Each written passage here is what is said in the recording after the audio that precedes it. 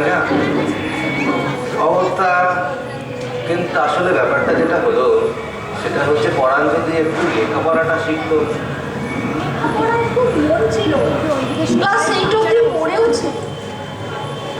ওর বাবা ভয়ে সত্যি পঞ্চানন্দার এই জমি কেনার যুগে ছেলেগুলোকে মুখ্য করে রাখলো, পড়াশোনা করার কোনো সুযোগটাই দিল না।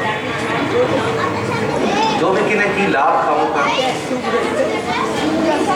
অনেক চাইলেই জমি বিক্রি করে দোকান অন্তত একটা করে দিতে পারতো, কিন্তু দেবে না।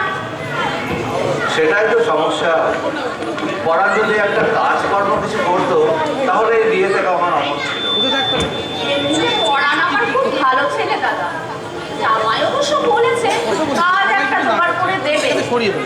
আচ্ছা বৌঠান, আমি যদি পড়ানোর লেখাপড়ার খরচ দিই, ও যদি লেখাপড়া করতে চায়?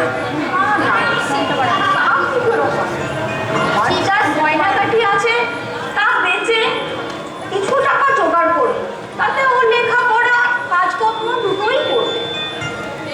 আচ্ছা বেশ, পরাণের নিজের পায়ে দাঁড়ানোর ইচ্ছা আছে কি না এটাই আমার শুধু দেখার দরকার ছিল। আপনার গয়না ব্যাগটার দরকার নেই বৌঠান, আমি পরাণকে সাহায্য করব। তা কি হয়? আচ্ছা বেশ, আমার মেয়ের বিয়েতে মেয়ের যৌতুক হিসেবেই নয় আমি এটা দিলাম, তাহলে তো কোনো আপত্তি নেই আপনার? এখন থেকে তো পরাণ আমারও ছেলে নাকি? আপনার মতন মানুষ হয় না দাদা। আমি তাহলে বিয়ের বন্দোবস্ত করি।